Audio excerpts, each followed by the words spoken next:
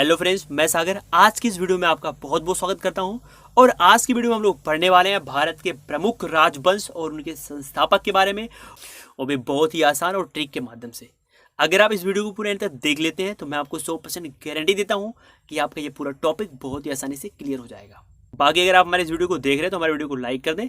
अगर आप इस चैनल पे पहली बार आए तो हमारे चैनल को सब्सक्राइब कर लें, क्योंकि मैं ऐसे ही कंप्लेंट के से बहुत सारे वीडियो को लेकर आता रहता हूं। तो चलते देर न करते वीडियो को प्रारंभ करते हैं। तो जैसा कि मैंने आपको ऊपर ही बता दिया कि आज की वीडियो में हम लोग पढ़ने वाले हैं भारत के प्रमुख राजवंश और उनके संस्थापक के बारे में। ठीक है, तो यहाँ पे देखिए हमारे पास दो कॉलम है। फर्स्ट कॉलम में राजवंश के बारे में चर्चा किया गया, सेकेंड कॉलम में उसके संस्थापक के बारे में चर्चा किया गया। ठीक है, तो चलते हैं ट्रिक के माध्यम से याद कर लेते हैं। देखिए जो पहला वंश है वो कौन सा वंश है, वो है हर्यक वंश। और हर्यक वंश के संस्थापक है बिंबिसार। इसको आप कैसे याद करेंगे, तो देखिए हर्यक में आ रहा है हर एक, हर्यक में क्या आ रहा है हर एक। तो हर एक का क्या होता है, हर एक का बिंब बनता है। वो बिंब कहाँ बनता है, इस सार माने इस संसार में बनता है। इस दुनिया में जो इंसान जैसा कर्म करता है उसका वैसा ही प्रतिबिंब इस संसार में बन जाता है, उसका वैसा ही इमेज बनता है। ठीक है, तो हर एक का बिंब बनता है इस संसार में। ठीक है, तो जैसे ही हर एक वंश आएगा आप समझ जाइएगा कि हर एक का बनता है, क्या बनता है, बिंब बनता है। तो बिंब से क्या हो गया, बिंबिसार। ठीक है, चलते हैं अगला देखते हैं। देखिए अगला है मौर्य वंश, और मौर्य वंश के संस्थापक हैं चंद्रगुप्त मौर्य। इसमें आप कुछ भी बताने की आवश्यकता नहीं है, क्योंकि ये चंद्रगुप्त मौर्य ऑलरेडी पहले से बहुत ज़्यादा फेमस है। ठीक है, और देखिए यहाँ मौर्य और मौर्य दोनों जगह आ रहा है, तो आप इसको इस तरह से रिलेट कर पाओगे, ऐसे याद कर लीजिए। ठीक है, चलते हैं अगला देखते हैं। देखिए अगला है शुंग वंश। तो शुंग यहाँ भी आ रहा है, शुंग यहाँ भी आ रहा है, तो यहाँ पे कुछ बताने की आवश्यकता नहीं है, आप इसको बहुत ही आसानी से याद कर सकते हैं। ठीक है, चलते हैं अगला देखते हैं। देखिए अगला है सातवाहन वंश। इसके जो संस्थापक हैं वो कौन है, सिमुख।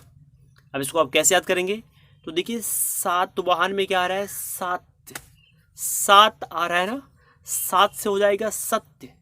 और सत्य बोलना पड़ता है, और कहाँ से बोलोगे, मुख से बोलोगे। ठीक है, तो जैसे ही सातवाहन आएगा आप यहाँ से निकालोगे सात, सात से सत्य निकालोगे, और सत्य कहाँ से निकलता है, मुख से निकलता है। ठीक है, तो हो जाएगा क्या, सिमुख। चलते हैं आगे देखते हैं। देखिए अगला है गुप्त वंश, और गुप्त वंश के जो संस्थापक हैं वो कौन है, श्री गुप्त। तो गुप्त यहाँ भी है, गुप्त यहाँ भी है, इसको आप बहुत ही आसानी से याद कर सकते हैं। तो गुप्त यहाँ पर भी है और गुप्त यहाँ पर भी है। ठीक है, तो इसको आप ऐसे रिलेट कर लीजिए, इसमें कुछ बताने की आवश्यकता नहीं है। चलते हैं अगला देखते हैं। देखिए अगला क्या है, अगला है वर्धन वंश, और वर्धन वंश के संस्थापक कौन है, पुष्यभूत। इसको कैसे याद करेंगे आप, तो देखिए वर्धन में क्या रहा है, वर धन, वर माने वरदान मिल गया, धन माने धन का वरदान मिला। वर्धन का मतलब होता है कि धन का वरदान मिला है, और धन का वरदान अगर किसी को मिल जाए तो उसको अनुभूति होगी कैसी, पुष्प की अनुभूति होगी, मतलब एकदम महकता हुआ अनुभूत होगा।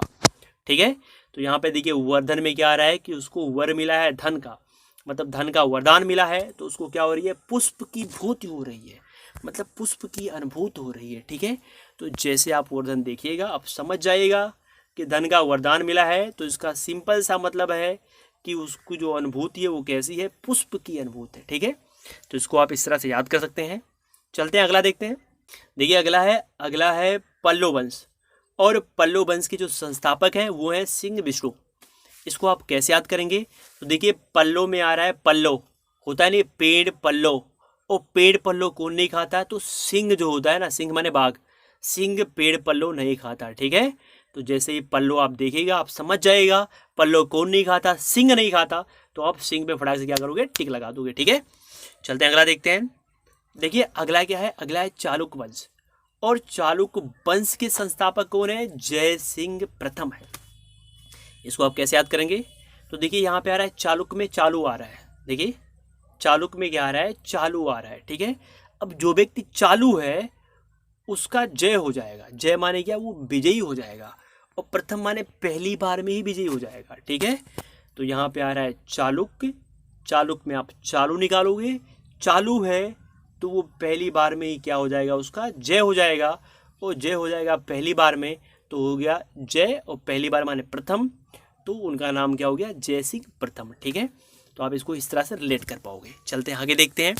देखिए अगला है राष्ट्रकूट वंश, और राष्ट्रकूट वंश की जो संस्थापक है वो है दंती दुर्ग। अब इसको आप कैसे याद करेंगे? देखिए राष्ट्रकूट में आ रहा है कुट, कुट आ रहा है कि नहीं राष्ट्रकूट में, तो राष्ट्रकूट में आ रहा है कुट, और दंती दुर्ग में क्या आ रहा है? दांती वाले दांत आ रहा है। हम जब भी कोई चीज़ खाते हैं तो दांतों से खाते हैं ना, और दांतों से खाते हैं तो कुट कुट कुट कुट दांत से होता है, ठीक है। तो जैसे ही आप राष्ट्रकूट देखेंगे, यहाँ से आप कुट निकालेंगे, कुट कब होता है, कहाँ से होता है? तो दंती माने दांतों से होता है, ठीक है। तो आप इन दोनों को इस तरह से रिलेट कर पाएंगे। चलते हैं आगे देखते हैं। देखिए अगला जो वंश है वो है गुलाम वंश, और गुलाम वंश के जो संस्थापक हैं वो कौन है? कुतुबुद्दीन ऐबक है। इसको आप कैसे याद करेंगे? तो हम लोग जानते हैं, देखिए यहाँ पे आ रहा है गुलाम, गुलाम।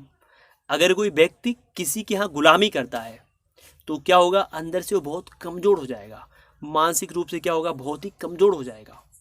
जैसे कपड़े को कीड़े या चूहे क्या करते हैं? कुतर देते हैं, और कुतरते हैं तो कपड़ा क्या होता है? धीरे धीरे धीरे कमज़ोर हो जाता है। वैसे ही अगर कोई इंसान किसी के यहाँ गुलामी करता है तो वो अंदर से कुतर उठता है। कुतर उठता है मतलब कुतुबुद्दीन, ठीक है। वो कुतुब माने कुतर उठता है, दीन माने दिन दिन कुतरता है वो, ठीक है। तो जो गुलामी करता है वो दिन दिन कुतरता है। तो गुलाम वंश जैसे आएगा आप समझ जाइए, गुलामी कर रहा था तो कुतर उठा था और दिन दिन कुतर गया था।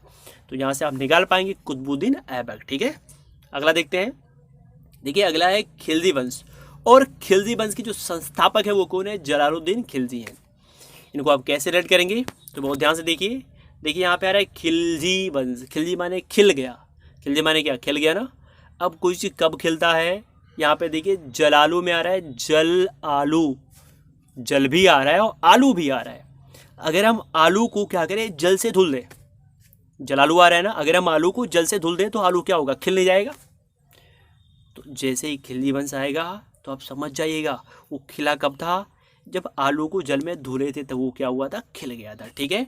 तो देखिए यहाँ जलालुद्दीन, तो इसको आप इस तरह से रिलेट कर पाएंगे। चलते हैं आगे देखते हैं। देखिए अगला है लोधी वंश, और लोधी वंश के संस्थापक कौन है? बहलोल लोधी। इसको आप कैसे याद करेंगे? तो हम लोग जानते हैं लोधी, लोधी माने लद गया, गया था कुछ काम करने, वहां पे वो क्या हुआ? लद गया, गिर गया। लद गया मतलब काम अच्छे से नहीं कर पाया, युद्ध करने गया था, युद्ध में परास्त हो गया, और परास्त हो गया तो उसी के सैनिक उसको लाद लाद के लेके आ रहे हैं। अब लाद के क्यों लेके आ रहे हैं? क्योंकि उसको युद्ध का सही से ज्ञान नहीं था। अगर उसको युद्ध का ज्ञान होता तो वो युद्ध में लड़ाई करता अच्छे से और तुरंत नहीं मारा जाता, ठीक है। तो लद गया, कब लदा? लद गया इसका मतलब वो बकलोल था, बकलोल था तभी गया, युद्ध में हार गया। अगर वो बहादुर होता, साहसी होता, युद्ध में परस्त होता तो वो तुरंत नहीं हारता, ठीक है। तो लद गया, क्यों लदा? क्योंकि वो बकलोल था, इसलिए क्या हुआ? वो लद गया, ठीक है।